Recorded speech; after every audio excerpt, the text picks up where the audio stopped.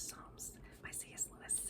So it has 12 chapters, and I'm going to read the first chapter right now. Okay, this is just introductory.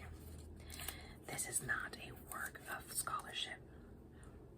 I am no herbatrist, herborist, no higher critic, no ancient historian, no archaeologist. I write for the unlearned about things in which I am unlearned myself.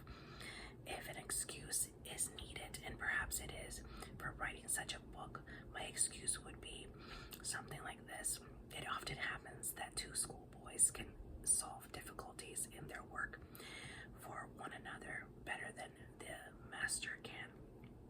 When you took the problem to a master, as we all remember, he was very likely to explain what you understood already, to add a great deal of information which you didn't want, and say nothing at all about the thing that was puzzling you. I have watched this from both sides of the net, from when, as a teacher myself, I have tried to answer questions brought by my pupils. I have sometimes, after a minute, seen the expression settle down on their faces, which assured me that they were suffering exactly the same frustration which I had suffered from my own teachers. The fellow pupil can learn more than the master because knows less. The difficulty we want him to explain is one he has recently met. The expert met it so long ago that he has forgotten. He sees the whole subject by now in which a different light that cannot conceive what is really troubling the pupil. He sees a dozen other difficulties which ought to be troubling him but aren't. In this book, then, I write as one amateur to another, talking about difficulties I have met or lights I have gained when reading the Psalms, which, with the hope that this might, at any rate, interest and sometimes even help other experts' readers. I am comparing notes, not presuming to instruct. It may appear to some that I have used the Psalms merely as pegs on which to hang a series of miscellaneous essays. I do not know what it would have done any harm if I had written the book that way. I shall have no grievance against anyone who reads it that way, but that is not how it was in fact written. The thoughts it contains are those to which I found myself driving in reading of the Psalms, sometimes by my enjoyment of them, sometimes by meeting with what at first I could not enjoy. The Psalms were written by many poets at many different dates. Some, I believe, are allowed to go back to the reign of David.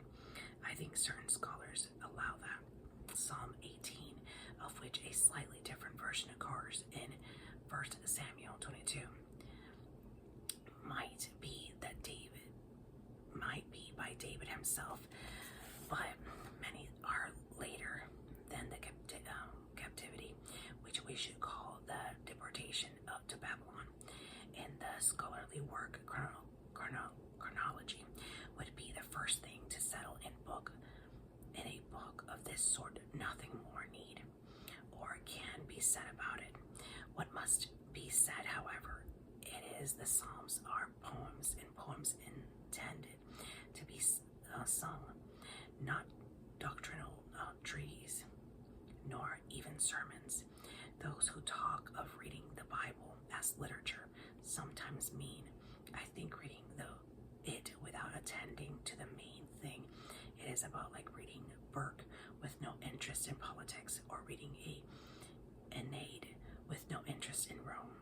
That seems to me to be nonsense, but there is a saner sense in which the Bible, since it is after all literature, cannot properly be read except as a literature, and the different parts of it is it has the different sorts of literature they are.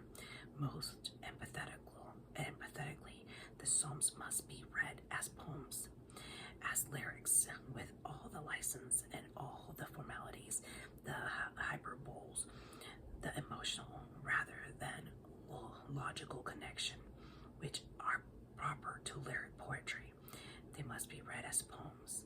If they are not to be understood, no less than French must be read as French or English as English. Otherwise, we shall miss what it is in them and think we see what is not.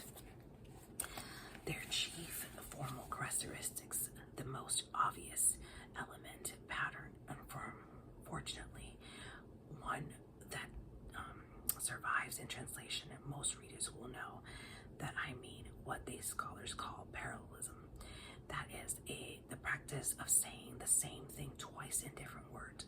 A perfect example is, he that dwells in heaven shall laugh them to scorn. The Lord shall have them in derision. Psalm 2:4. Or again, he shall make thy righteousness as clear as light, and thy just dealing as the noonday. Psalm 37:6.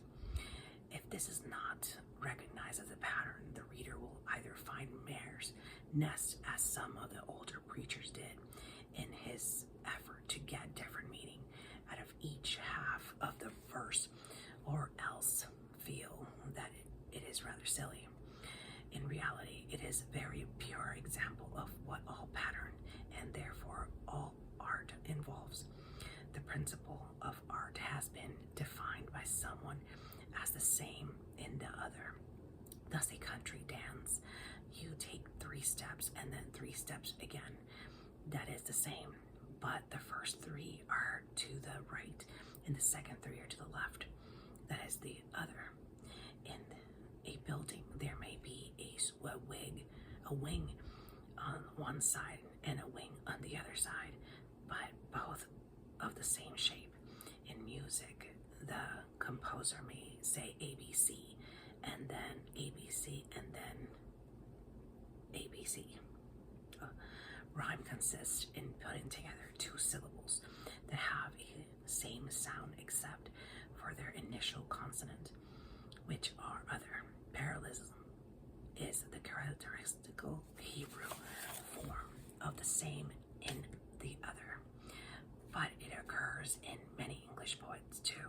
For example, in Marlowe's, cut is the branch that might have grown full straight and burned in a pole's laurel bow, or it in the childishly simple form used by the Cherry Tree Carol.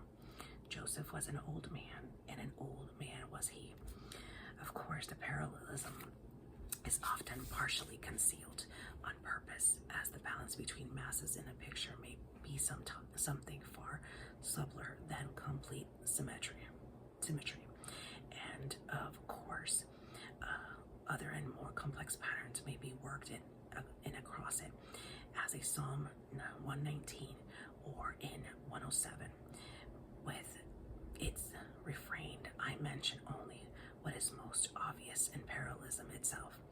It is, according to one's point of view, either a wonderful piece of luck or a wise provision of God's. That poetry, which was to be turned into all languages, should have its chief formal characteristic, one that does not disappear as mere does in translation. If we have any taste for poetry, we shall enjoy this feature of the psalm. Even those Christians who are not, who cannot enjoy it, will respect it, for our Lord soaked in the poet tradition of his country, delighted to use it, for with what judgment ye judge, ye shall be judged, and with what measure ye meet, it shall be measured to you again. Matthew 7:2. The second half of the verse makes no logical addition. It echoes with variation the first. Ask, and it shall be given to you. Seek, and ye shall find. Knock, and it shall be open unto you. Matthew 7:7. The evidence of the advice is given in the first phrase, then twice repeated with different images. We may, if we like, see in this an exclusively practical and didactic purpose by giving to truths which are infinitely worth remembering. This rhythmic and incantatory expression, he made them also almost impossible to forget. I like to suspect more. It seems to me appropriate, almost inevitable,